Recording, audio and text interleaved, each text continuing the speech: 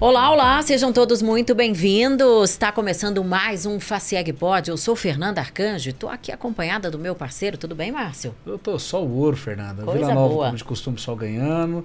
Hoje nós vamos discutir assuntos de extrema qualidade que vai realmente mexer com a nossa espiritualidade. Nós vamos ficar assim curtindo uma boa música, porque vai ter palhinha aqui hoje, viu? Ah, vai, com toda certeza. Estamos diante de um dos nomes mais importantes da cena pop no estado de Goiás. E do Brasil, Anderson viu? Richards, do Mr. Gin. Seja muito bem-vindo. Poxa, muito obrigado. Prazer estar podendo vir aqui, né, pra gente num canal, né, que fala para uma classe tão importante para o estado, e a gente como artista ter esse espaço aqui junto com vocês, né?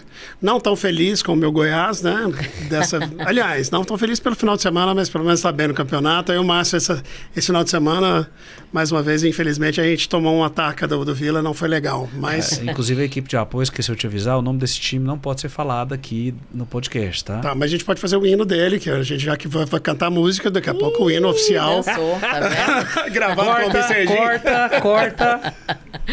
Anderson, são muitos anos de estrada, hein?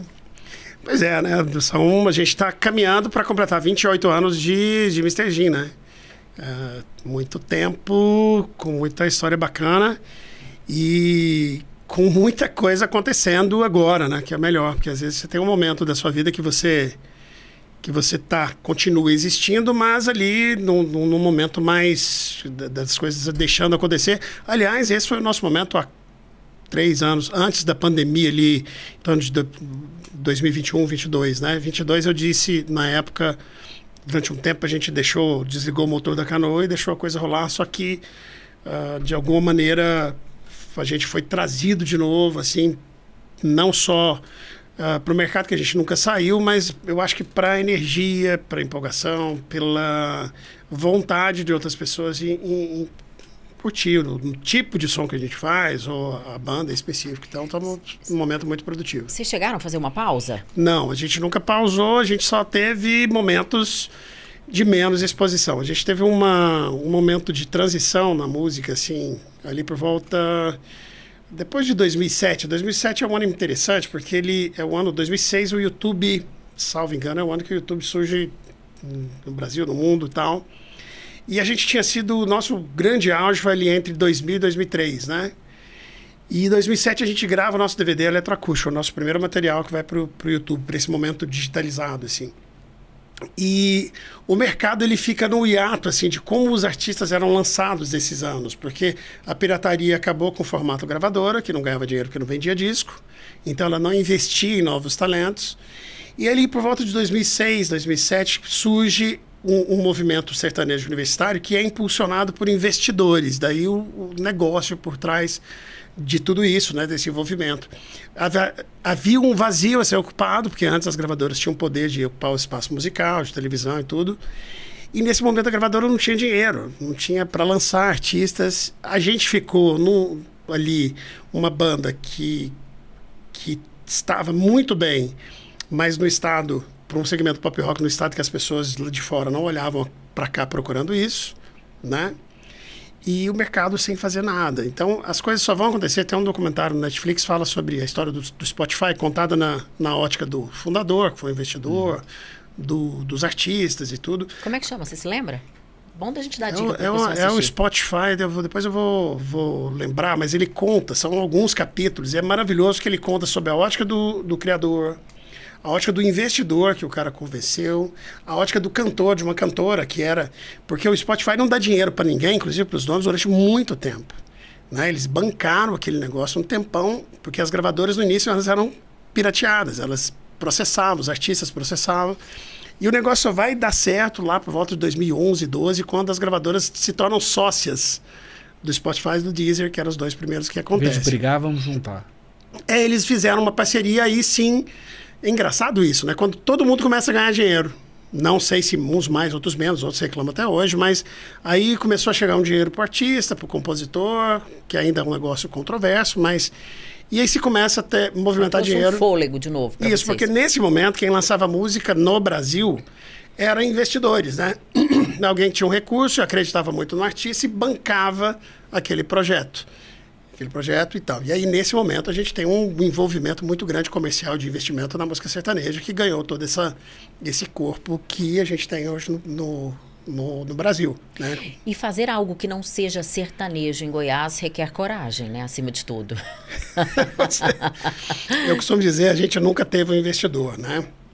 Eu costumo dizer que se a gente pegasse o nosso disco hoje e botasse um E, Mr. Egin, apareceria com a mesma música, a mesma roupagem, né? Talvez uma roupa, alguma coisa. Acho que nem isso, porque o sertanejo hoje é muito pop, né? Se a gente nos colocasse como dupla, a gente teria vários investidores querendo fazer. E tem um fato interessante, né? A gente conhece quase todo mundo, muita gente do mercado sertanejo. E aí a dupla Pedro Paulo Mateus nos abriu um espaço em Brasília. A gente não conseguia espaço em Brasília, terra do rock. Poxa, não, tem um lugar lá sertanejo que a gente arruma para vocês fazer a abertura. Falei, bora! Né? Eu acho que o grande mérito da música sertaneja foi ter se apresentado em tudo quanto é espaço, foi ter sido vista. Então vamos embora, vamos lá fazer uma abertura. E aí a gente tocando Capital Inicial e tal, assim, um cara virou pro nosso road e falou assim, como é que é o nome dessa dupla aí mesmo?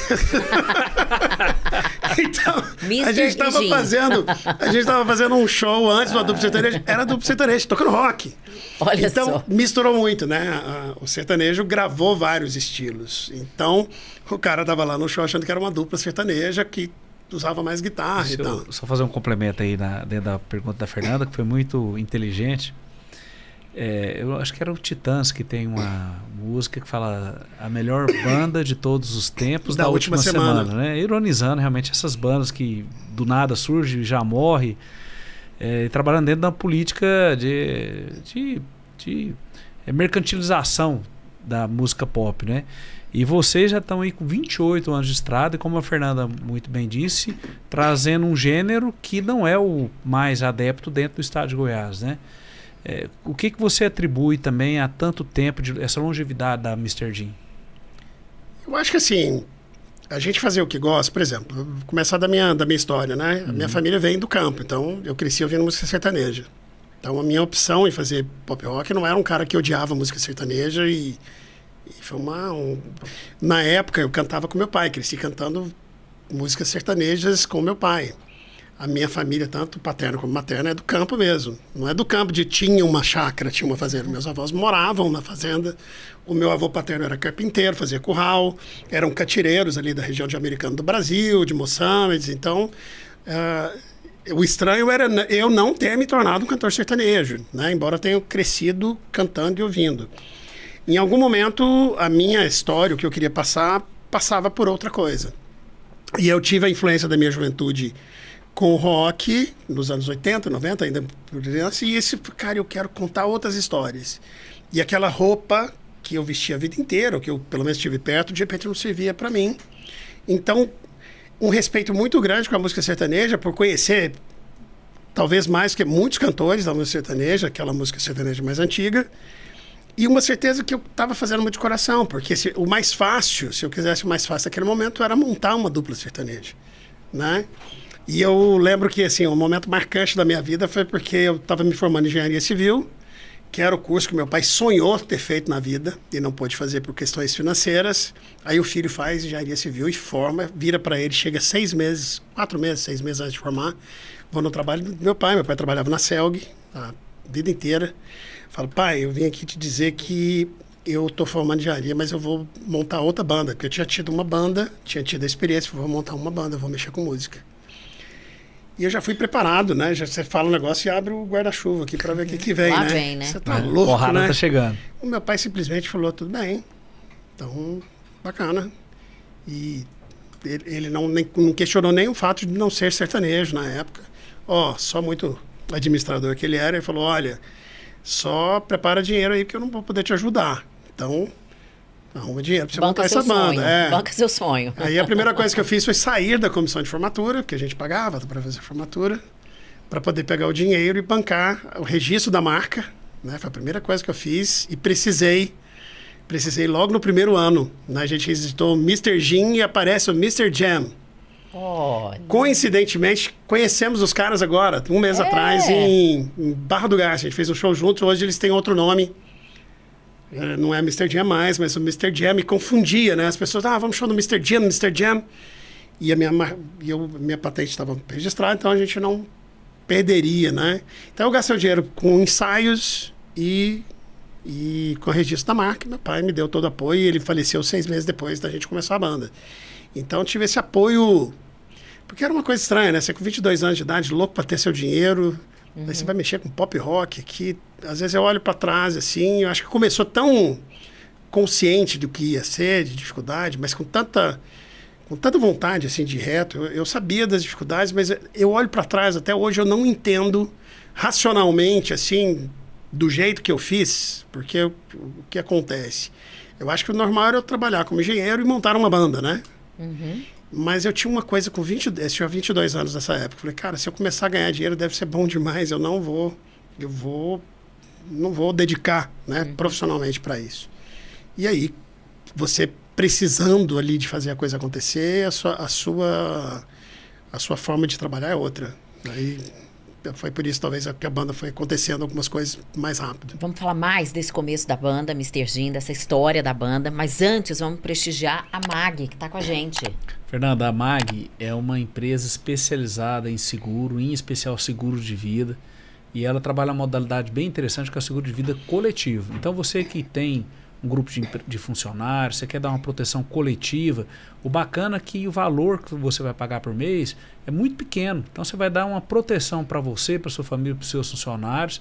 A gente sabe que infelizmente a vida ela corre riscos a todo momento. Então é uma maneira de você se proteger e proteger a sua empresa. Márcio, como é que eu conheço a MAG Seguros? É só procurar a nossa rede de associações comerciais, que lá você vai ter todas as informações.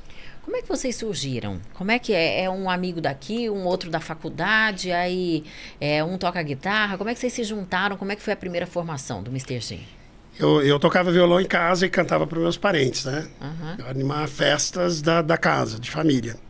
Coisa de casa mesmo. E aí, no 4º ano de faculdade de engenharia, a gente foi para o Rio Araguaia, uns amigos de Itaberaí. E lá o irmão do meu amigo tinha um colega, assim como eu, que tocava teclado.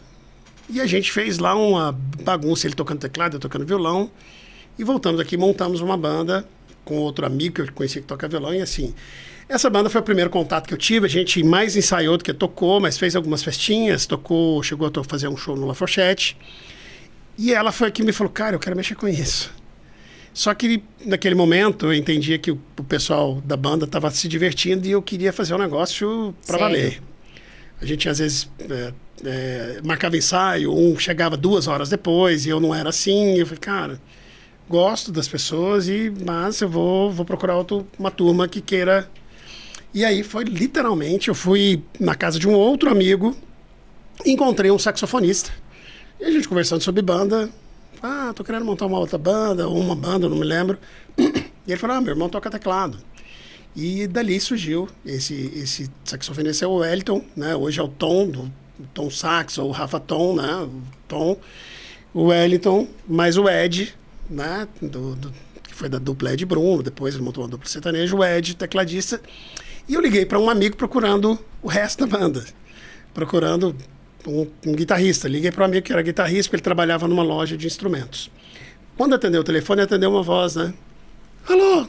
Falou, tudo bom? Eu queria falar com o Eduardo. Ele falou, cara, não tá aqui não, tal, mas... Ele falava assim, né? Então... Aí ele... eu falei, fala com ele, o que é que você tá querendo? Eu falei, não, eu tô procurando um guitarrista pra montar uma banda. E esse cara falou, você achou, cara? Eu. Você não botou fé? Foi... Eu não sei, cara. É interessante porque eu, na época, me permiti. E esse cara falou assim, e eu tenho o baixista e o baterista. E assim foi encontrado o Pedro Lute, que foi o primeiro guitarrista da banda, e ele indicou o Rodrigo Baió, que é o primeiro baixista que saiu e está com a gente de volta desde 2007, e o Júnior. Desse jeito.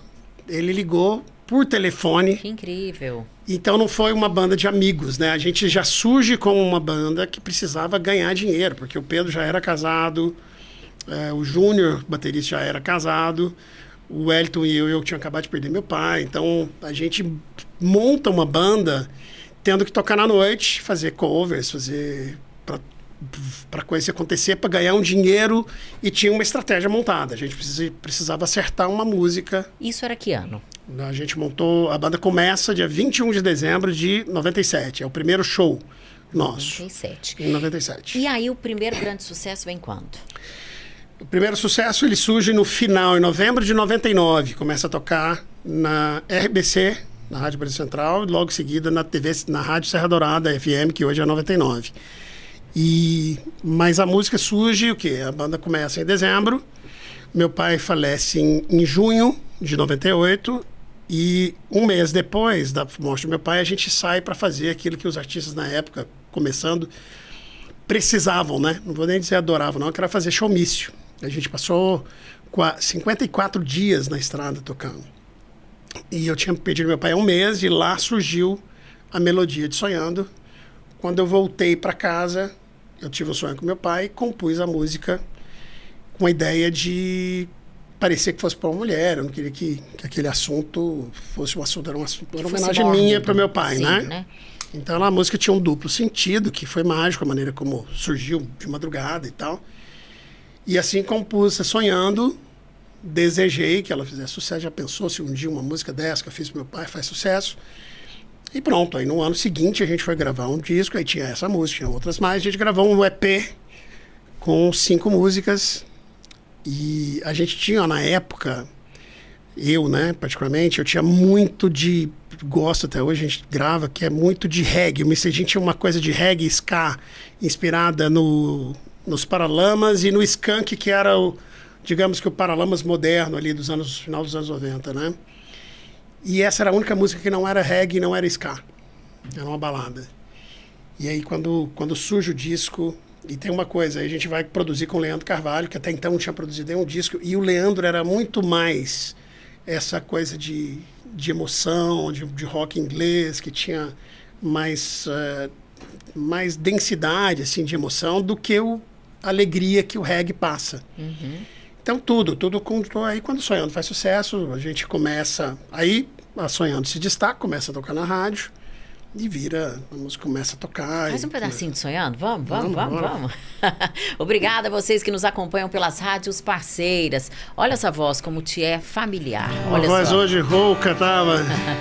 Se passo o dia, escuto o vento e ainda não posso entender como improvável insiste acontecer. Se ando sempre no mesmo caminho e ainda me encontro com alguém e vejo que não estou sozinho, eu sei. Se passo o dia, o tempo e quantas horas eu sem perceber.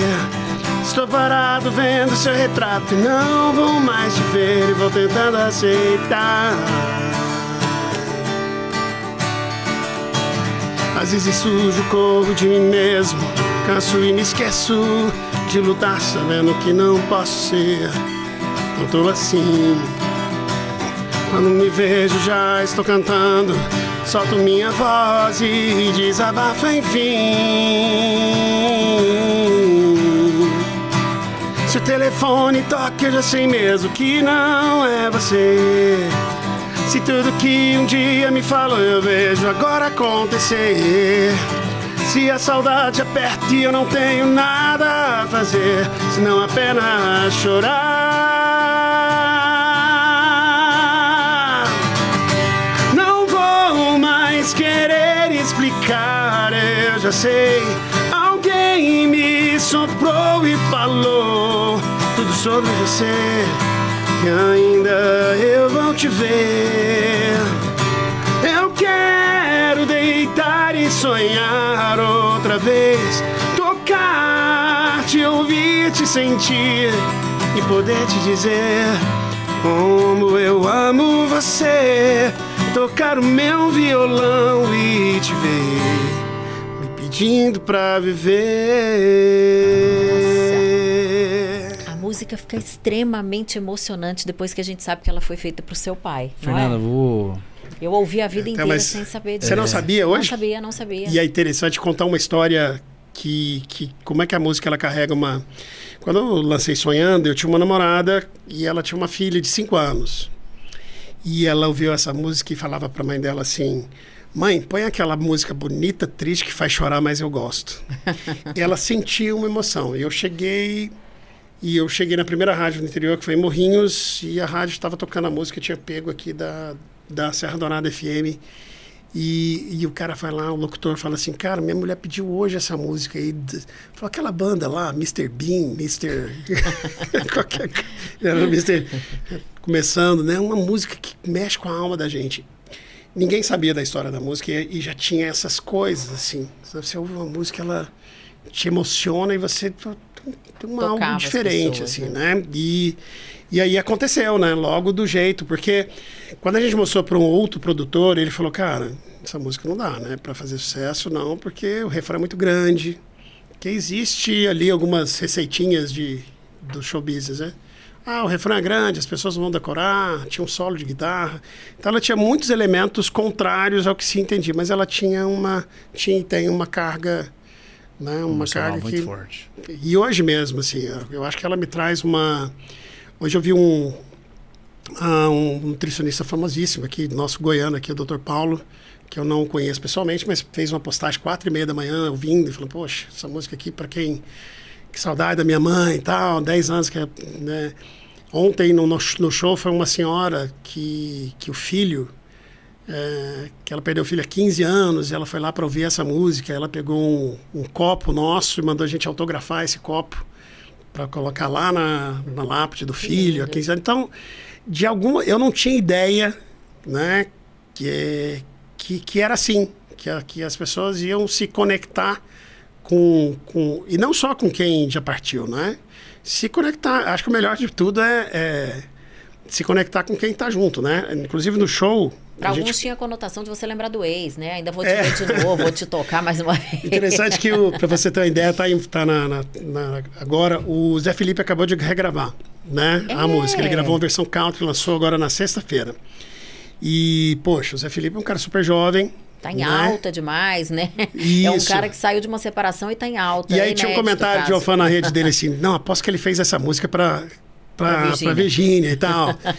Que legal, que bom que se perde. A gente tem muitos casais que se conheceram, tem essa música como uma música do relacionamento. Gente que não sabia que, essa é a nossa música e tal, né?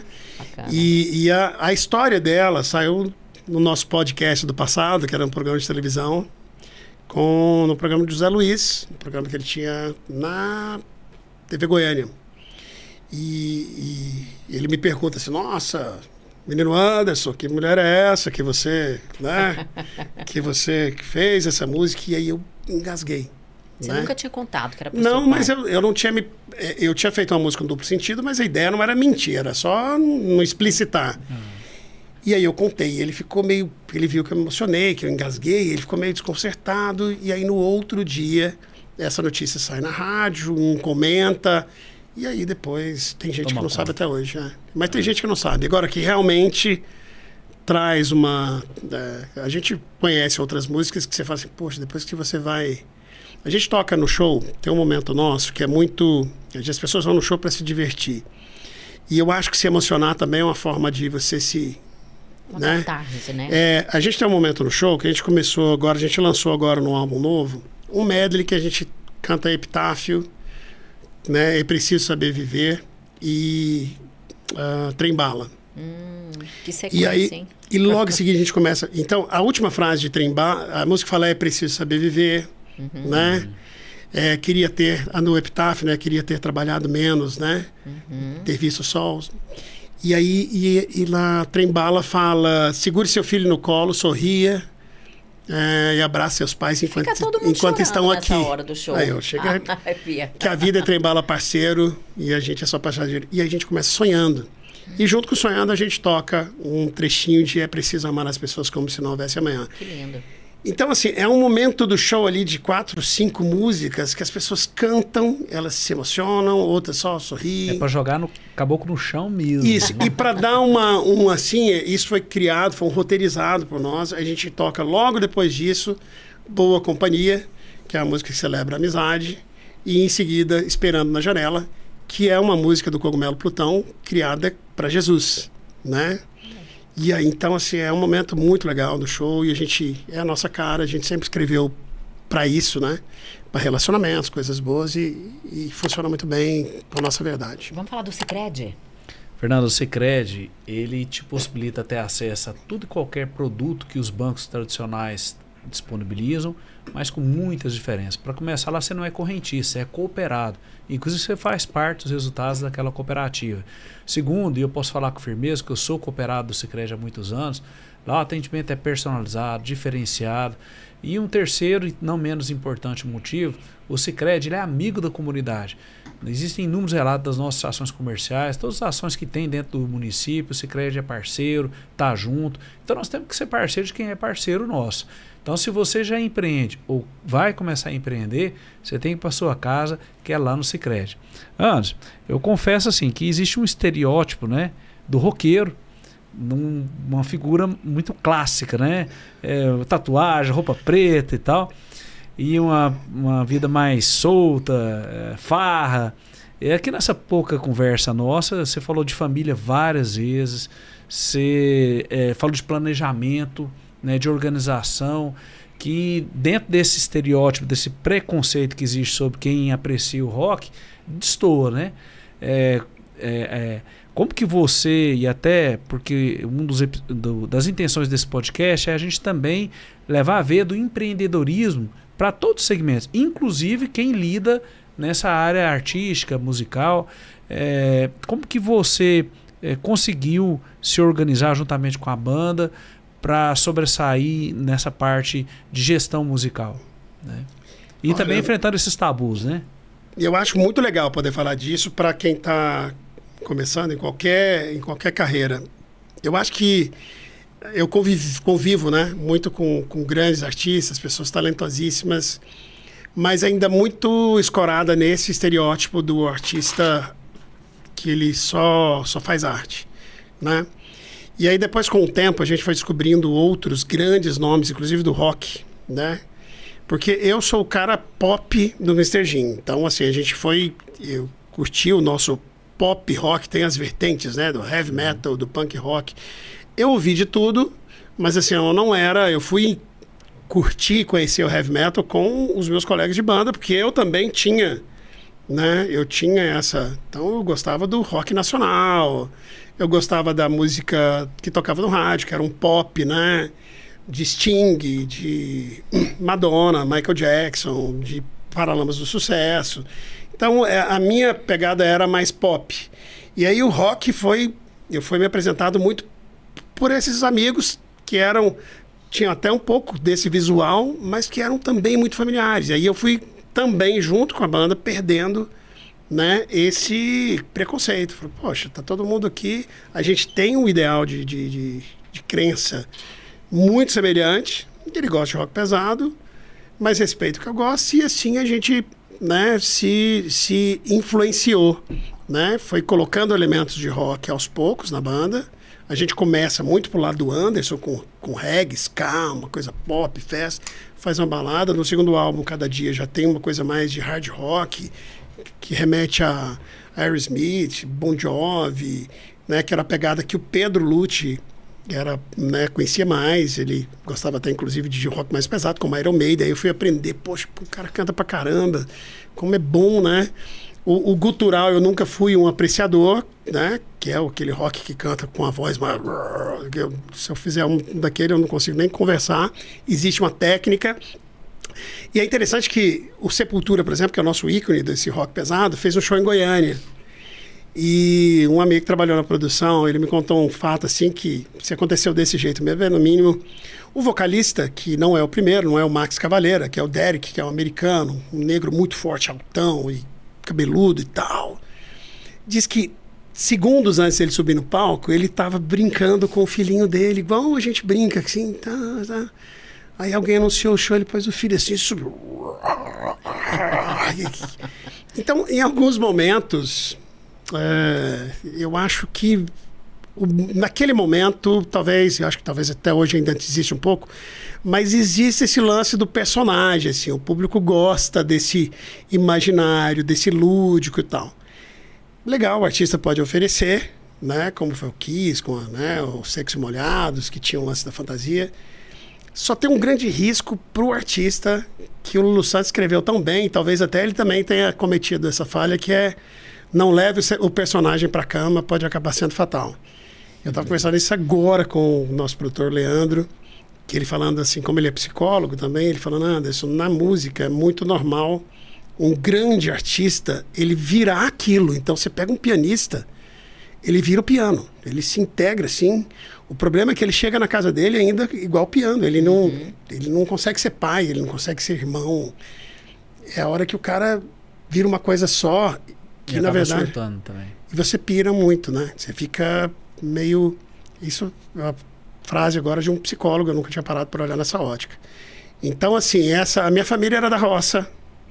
Eu gostava de... Meu pai, ao mesmo tempo que escutava as duplas bem caipiras, gostava de The Carpenters, ABBA, Bee Gees, Beatles. Então, tinha essas referências.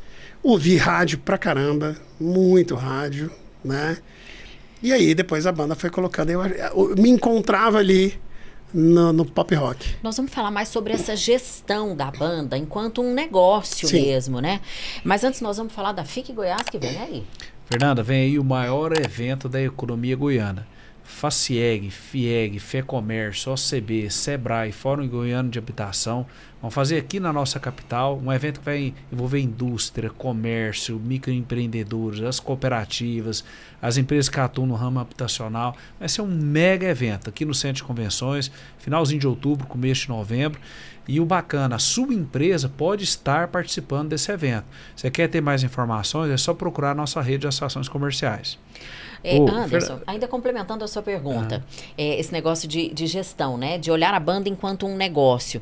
Quando você lá atrás abandona a engenharia civil e decide apostar tudo nesse negócio que era a banda, e quando você tem consigo que aquilo tem que acontecer, tem que virar, você fez uma aposta em um negócio que à época era de altíssimo risco, né? Como é que vocês vêm gerindo esse negócio ao longo dos anos? E aí a gente volta também na questão da longevidade, porque uma banda permanecer por tantos anos, e isso gerar renda para vocês por tantos anos, como é gerir essa banda? E o detalhe assim, só também um paralelo, eu vejo quem lida com o meio artístico muito parecido com a história do futebol. Muitos se entregam, mas poucos que conseguem profissionalmente se sobressair. E a questão dos altos e baixos também, né? Você tem altos e de repente você some, desaparece, fica um tempão sem ganhar dinheiro e aí volta do nada. Isso então, também acontece. A moçada que está começando agora, logicamente tem o talento, que isso aí não tem como estar de fora, mas além do talento, como que profissionalmente eu consigo sim, viver de música?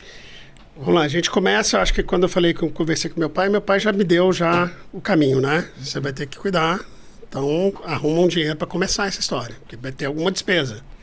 Então eu acho que na engenharia civil a gente tem uma matéria chamada planejamento, que foi fundamental para, né?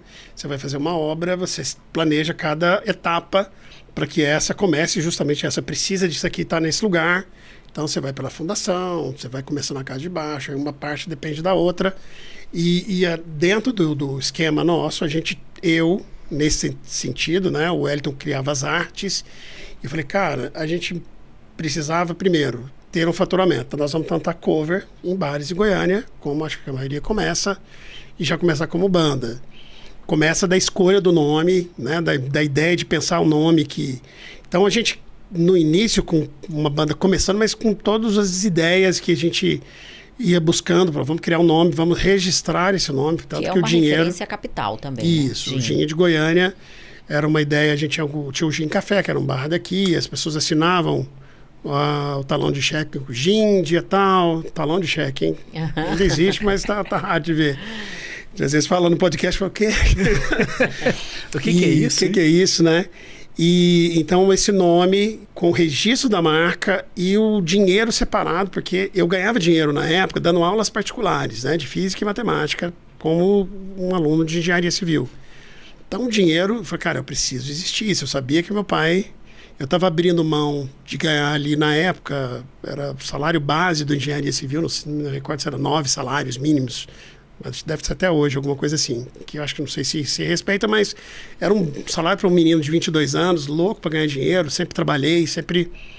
Então eu fiz um planejamento com a banda, falei, a gente vai começar a tocar em bares. A gente não tinha ainda essa coisa de banda de garagem que tinha músicas prontas. E vamos ver como é que a gente se encontra musicalmente, como é que a coisa acontece, tá?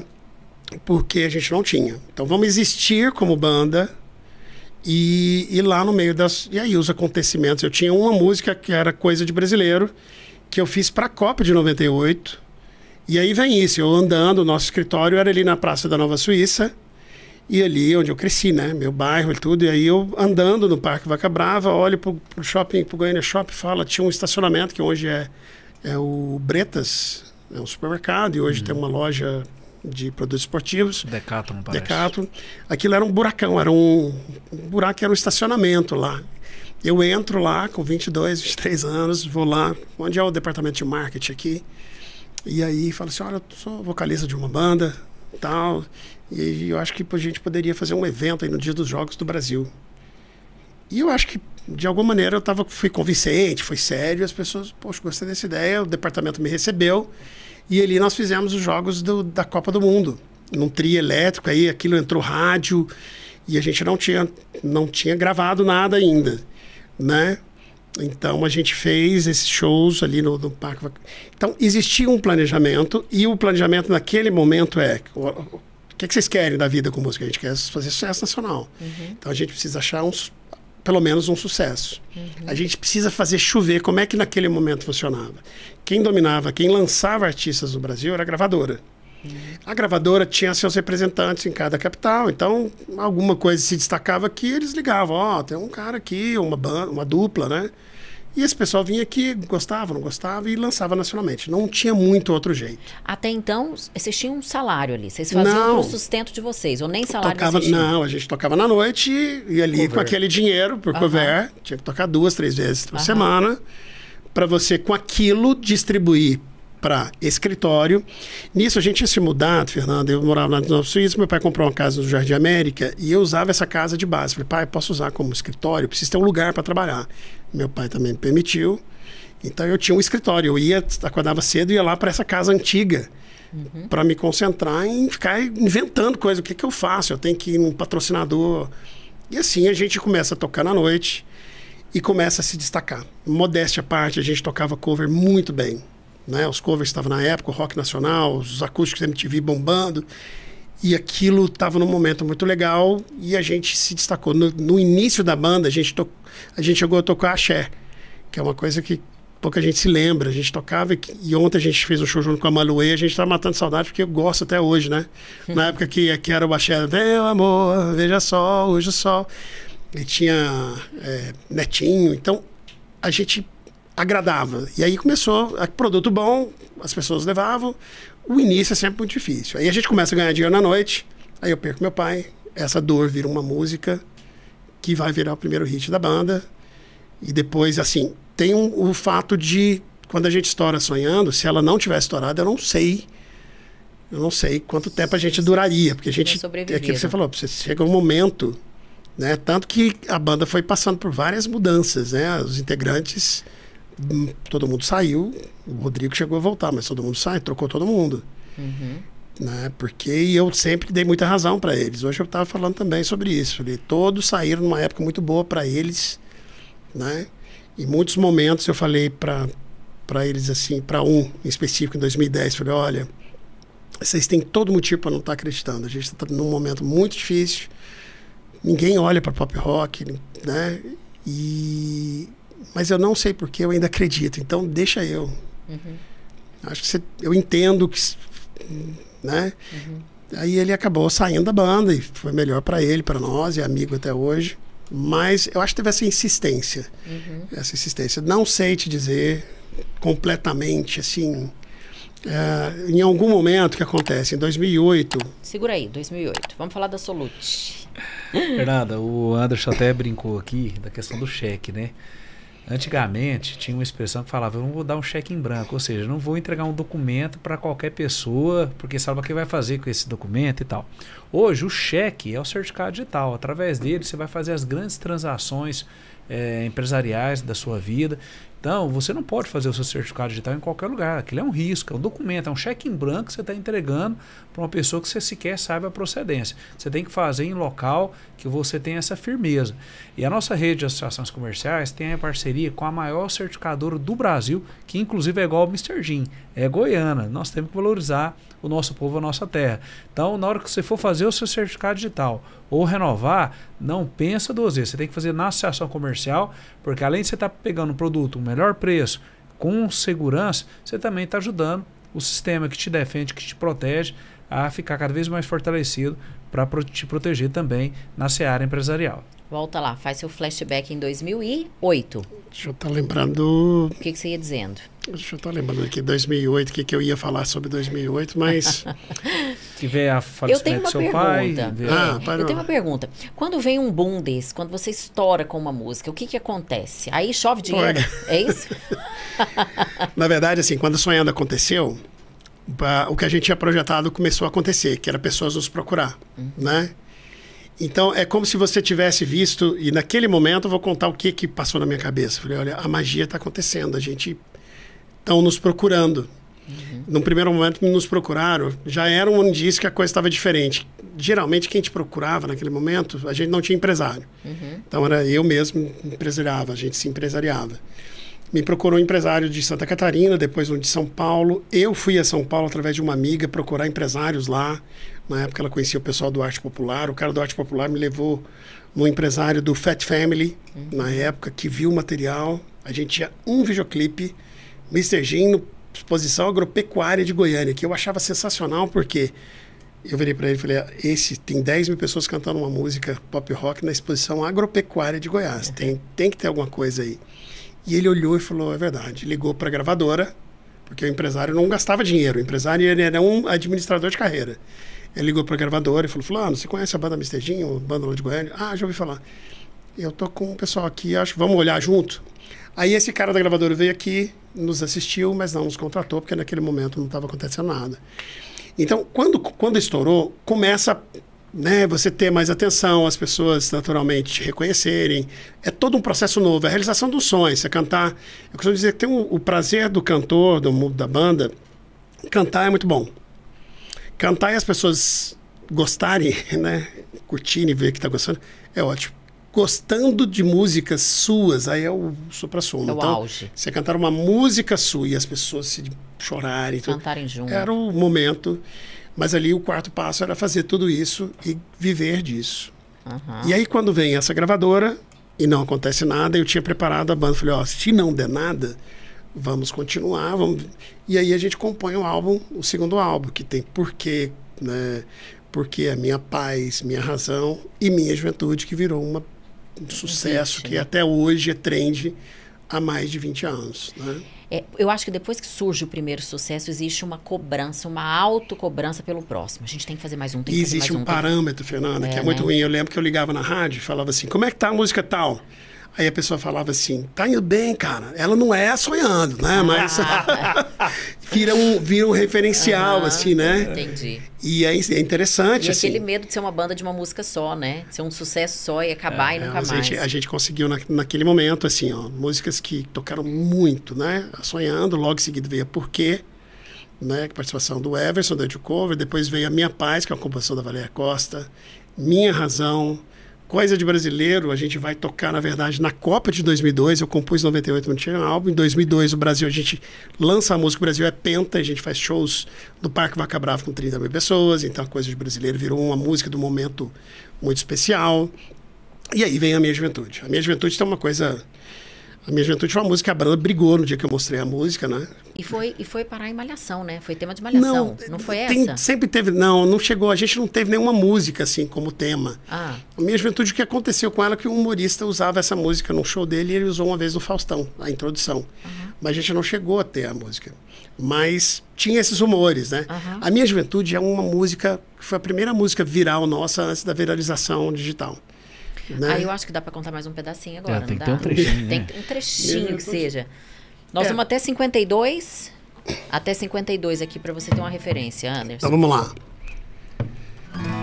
Eu tinha apenas 8 anos quando nós nos conhecemos lá na rua da minha casa. A gente brincava e aprontava e até me matriculei na escola onde ela estudava. E foram muitos anos felizes, de sorrisos e amizade, até que um dia aconteceu.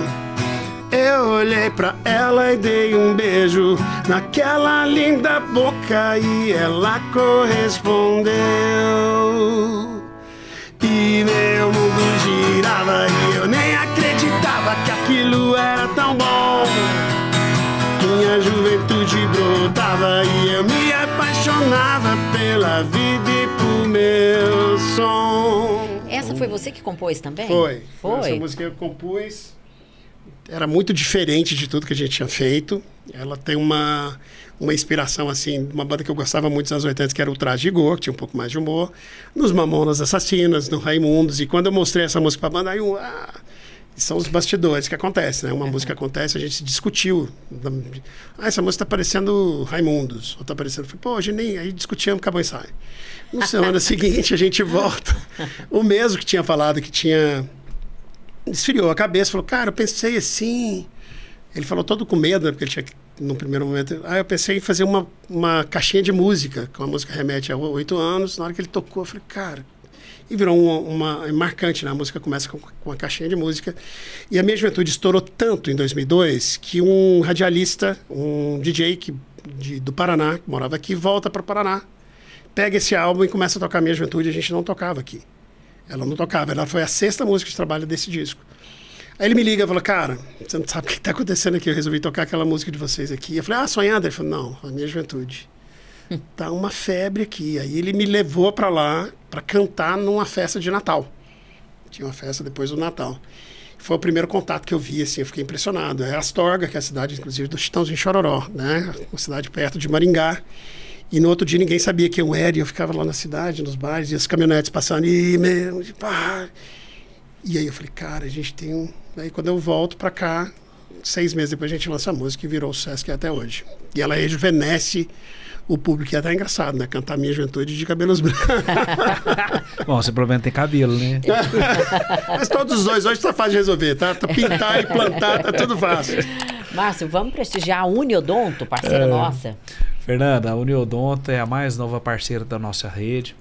Ela trabalha toda a parte de procedimentos dentários e em cima de valores que você paga de maneira mensal. Então, como é cotizado, digamos assim, por várias vidas, ela te permite fazer um tratamento realmente extremamente acessível.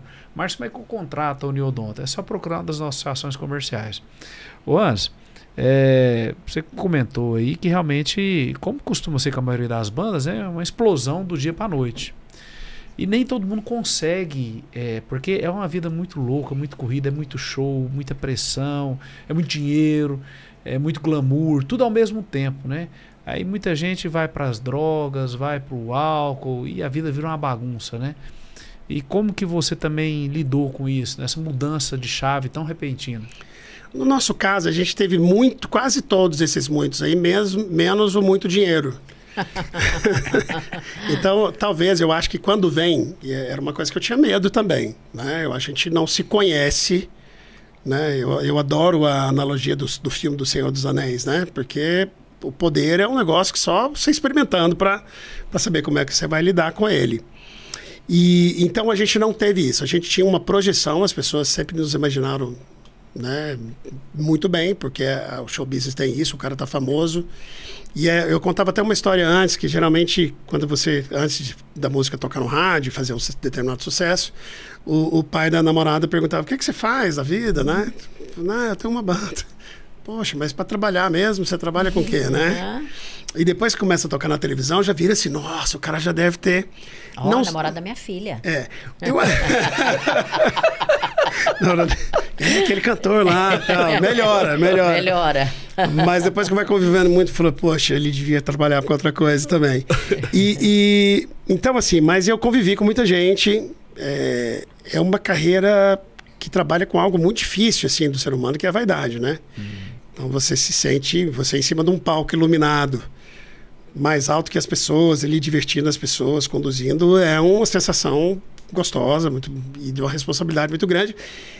E consigo mesmo, eu acho, porque senão a tendência é de você se achar alguém assim, né? E realmente é comum, muito artista, a gente vê, né? Hoje, nos dias de hoje, as pessoas estão muito bem, fazendo muito sucesso e estão infeliz.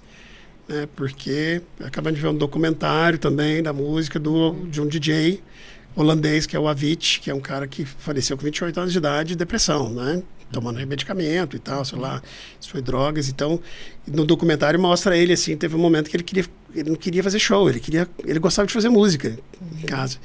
Só que vira um moedor, né? Que o cara já tem contratos claríssimos e ele não conseguia sair do sucesso que ele criou. Ficou refém do sucesso. Então, assim, eu acho que nesse sentido, me parece, embora tenha casos de depressão e tudo, que a música sertaneja é menos do que o rock, né? Você tem vários artistas do rock que morreram ali com 27, 28 anos de idade e tal.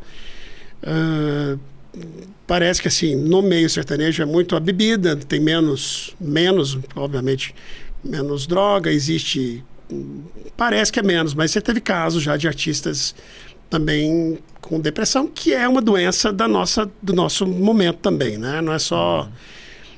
Eu só acho que assim, a gente luta tanto para ter isso, quando parece com tanto medo de perder aquilo, que parece que quer viver tudo naqueles meses ali. E aí não tem ser humano que aguente. Não tem, porque você imagina, eu falo quando a gente fica rouco e tem um show, é um dos piores, é um dia péssimo de você imaginar que você vai ter que entregar um produto daqui a pouco e talvez você não consiga.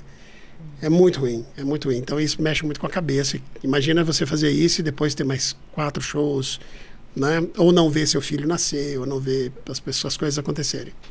Anderson, parabéns, sua aposta deu certo lá atrás, quando você trocou a engenharia pela música, né? Você já está há tanto tempo aí. E uma carreira longeva, uma carreira bonita. A gente, enquanto goianos, a gente admira. Obrigada pela sua presença aqui no podcast com a gente. Poxa, para mim foi um prazer, né? Estar podendo conversar também, né? A gente teve o prazer de vários dos parceiros de vocês, a gente está junto em eventos agora há pouco tempo. E a gente, obviamente, vira uma corrente, né, de empreendedorismo. A música goiana virou referência para o Brasil, né, através do empreendedorismo da música sertaneja, que inspira outros setores. E a gente fica feliz de ter vivido tudo isso e estar nativa, buscando outras coisas, mais novidades, né? Amanhã a gente está fazendo um super show num festival com o Frejá e com o Biquíni, que são 2 bandas que a gente se inspirou, 2 artistas, né? O Frejá já na carreira solo, e que a gente possa receber vocês aí e o outro público nesses eventos. Inclusive estarei lá. Poxa, nesse show. Bacana. Vai ser muito bacana, o RPB, Rock Popular Brasileiro. Vai ser muito bom, vai ser legal. Muito bacana. Obrigada, vamos nessa, Márcio? Bora, né? Vamos, por mim, mas isso vai rolar umas musiquinhas. Fechar com música? É. Fechar com música? Não tem diferente hoje. Obrigada, cantada, pessoal. Né? Ó, fica curtindo o sonzinho aí, viu? Tchau. A música mais nova do Mr. Jim, que eu fiz pra minha esposa. Eu sei que demorou pra gente se encontrar. Cada final nos conduzia ao mesmo lugar. Pegue minha mão, pois somos um do outro agora. Abra aquela porta, escute minha voz lá fora. Pergunta-me se eu quero te ter, responda-me o que sou pra você, escuta-me o que vou te dizer, escolha-me como escolhi você, envolva-me, teu colo é meu lugar, carrega-me, meu jeito de te amar, levanta-me, que nós vamos dançar e ama-me, como irei te amar pra sempre. Uau, parabéns. Obrigado, valeu.